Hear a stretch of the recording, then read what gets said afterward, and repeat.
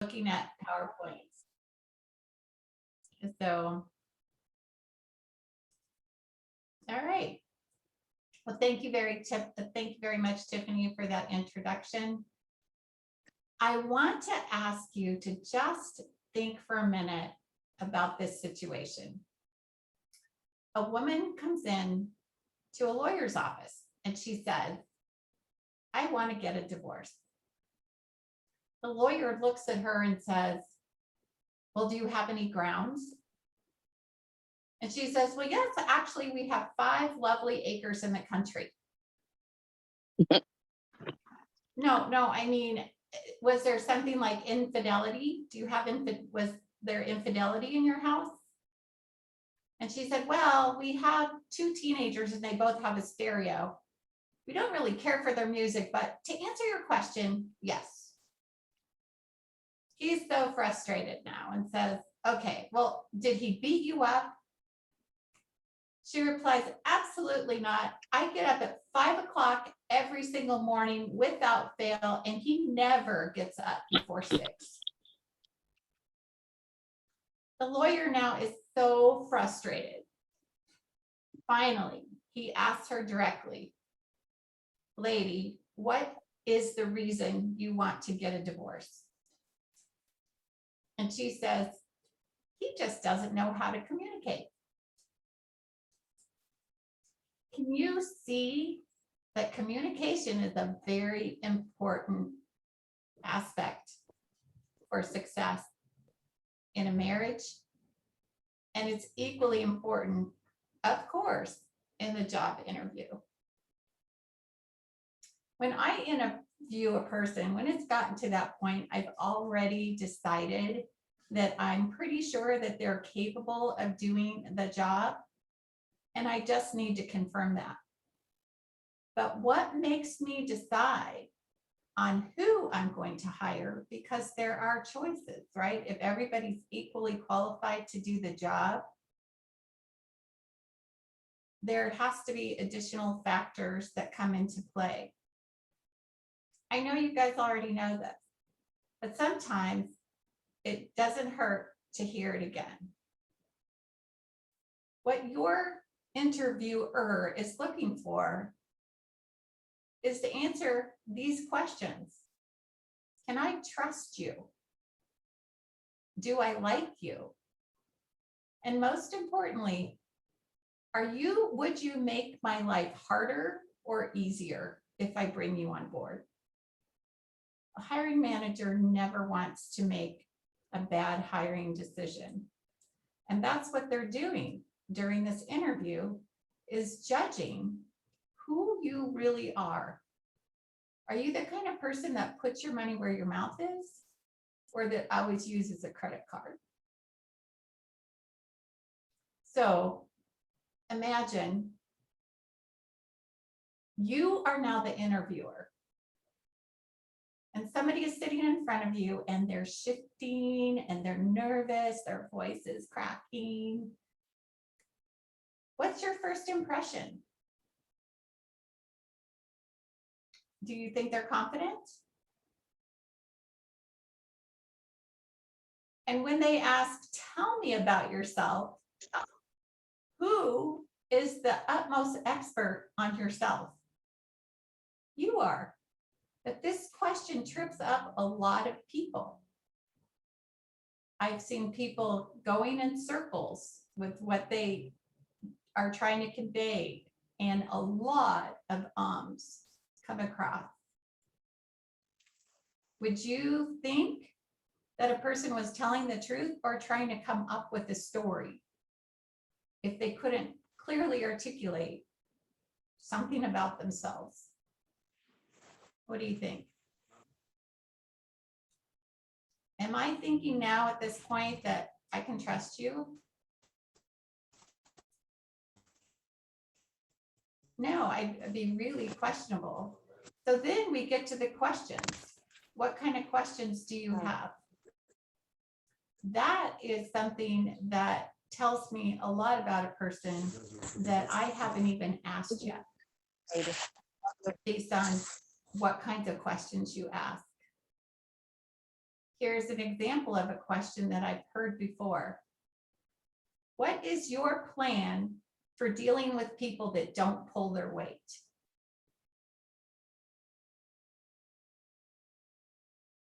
What does that tell me about that kind of person? What kind of person are they? So what you do and how you say it is so important in this interview, because what we're trying to decide is we want you to stand out amongst everybody else that comes through in the interviews. They never just interview one person. So here's a point that I want you to remember. We judge ourselves by our intention and what we already know. But we tend to judge others by their words and their actions. And so the only thing that an employer has to judge you by is your words and your actions.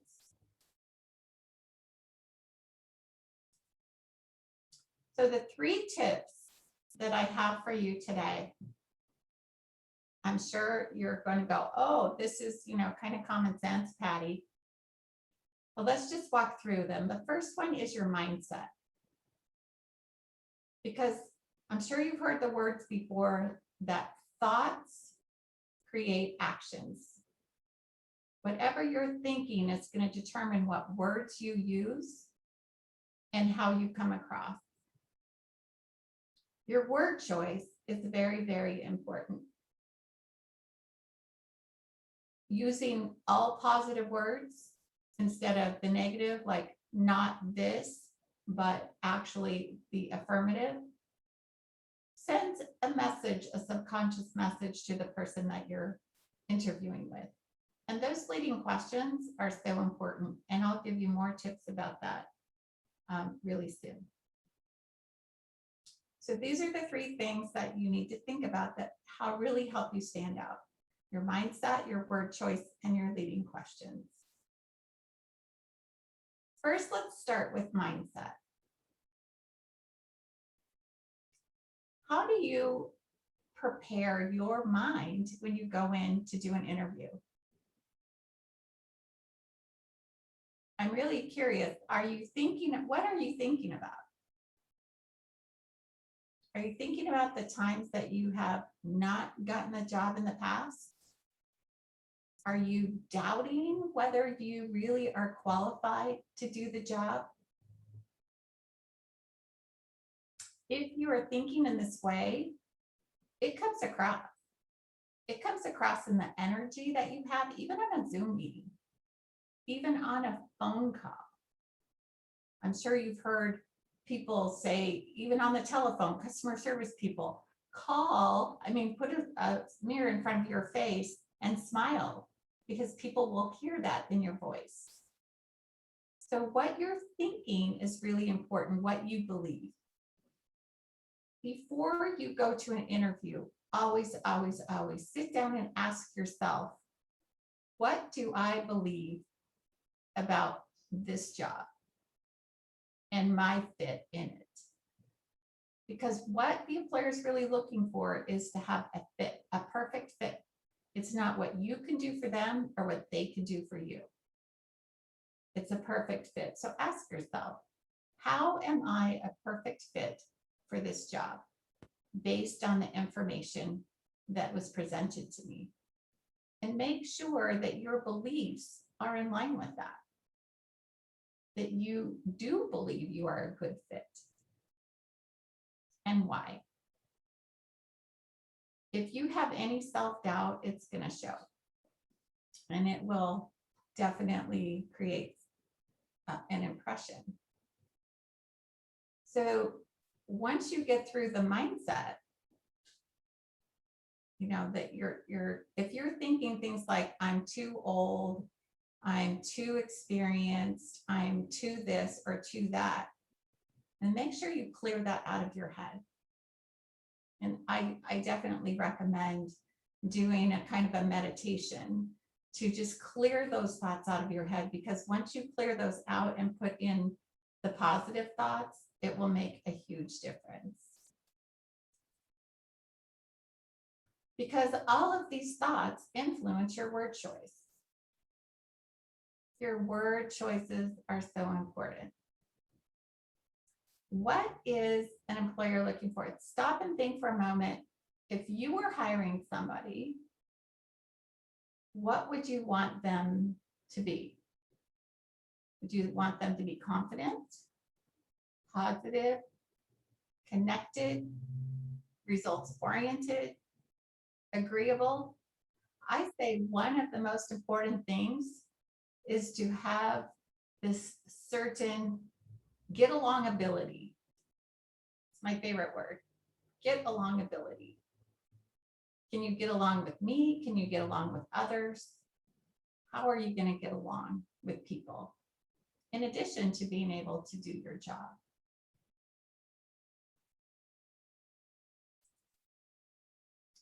So when it comes to answering questions, I'm sure you've all heard of the STAR method, where you have a situation, a tactic, and an action and a result, or a task. I recommend that you have a STAR story for every potential question that you can get asked in your job interview. Why?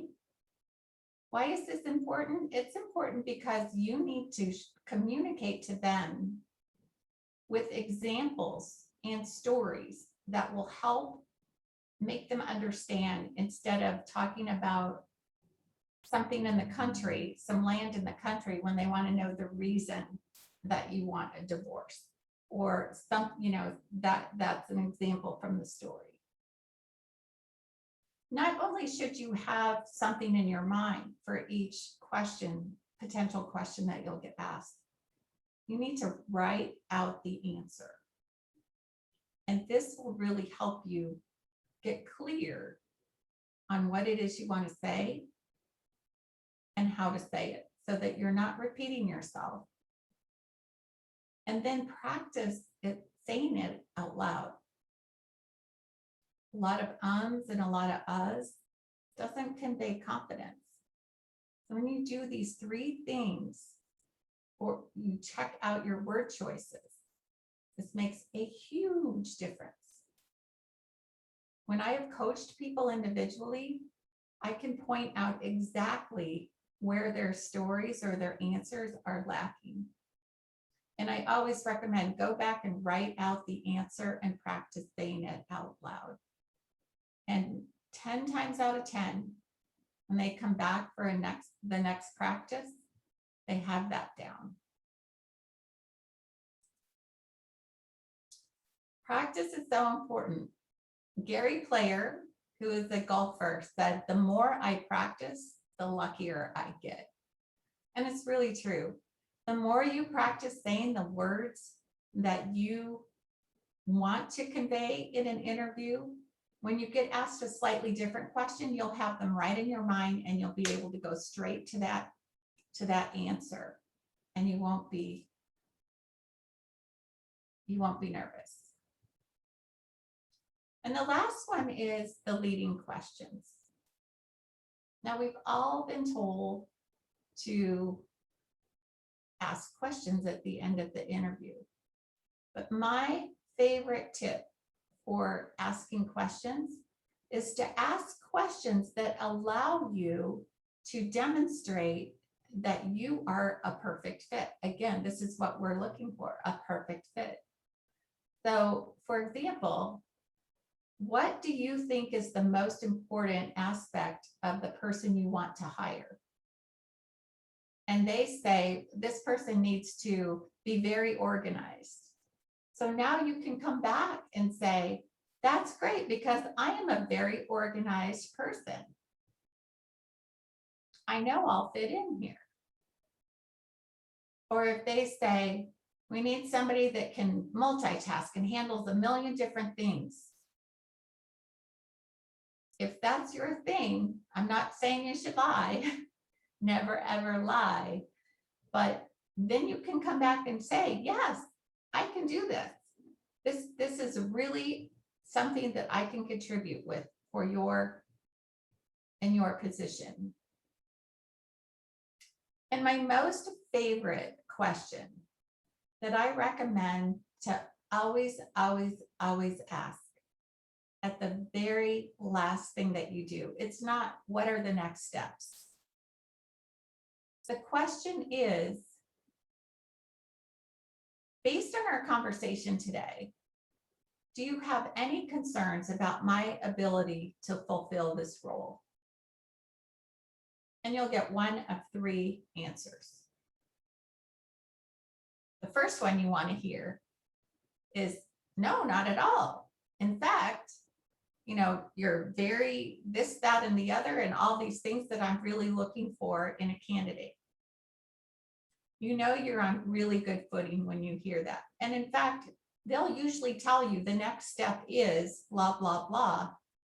And you don't even have to ask.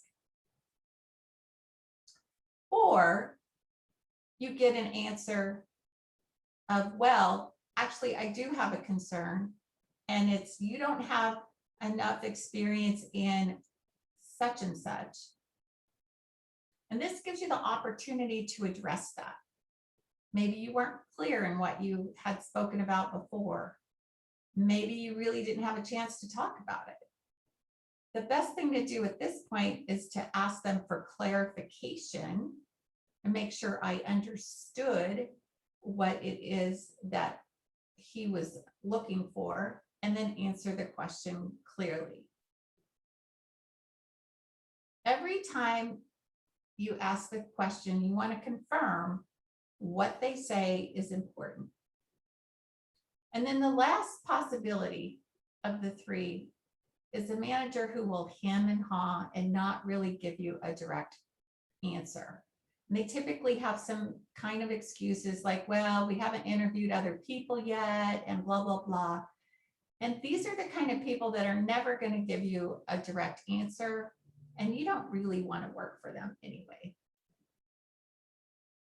So when you're asking questions, you want to confirm that what the person said is important, and then respond with how it is a good fit for your skills and your abilities. And then finally ask them basically if there's any concerns, because you want the job. I truly believe that the only thing that stands between you and what you want are the steps that you have not yet taken.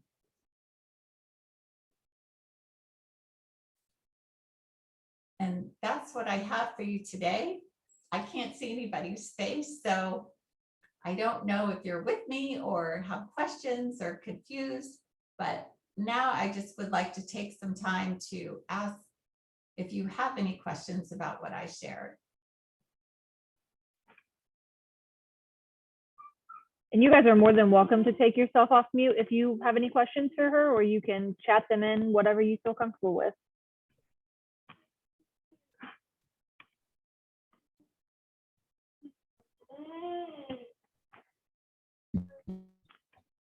All right.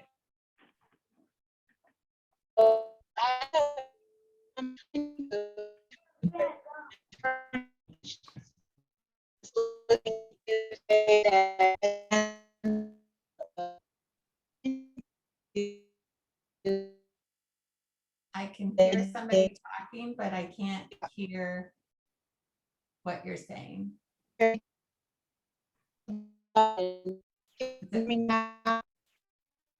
Is it possible to put your? Can you hear me now?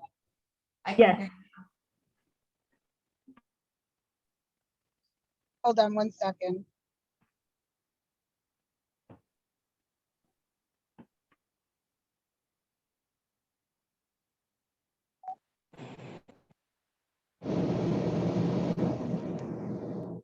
Can you hear me now? Yes. Okay. So my question is, when you're trying to interview for an internal position within the company that you're already working at, and do you really want is it still proper to ask that question you just put on the last slide to say, is there, how do you feel about me in my interview?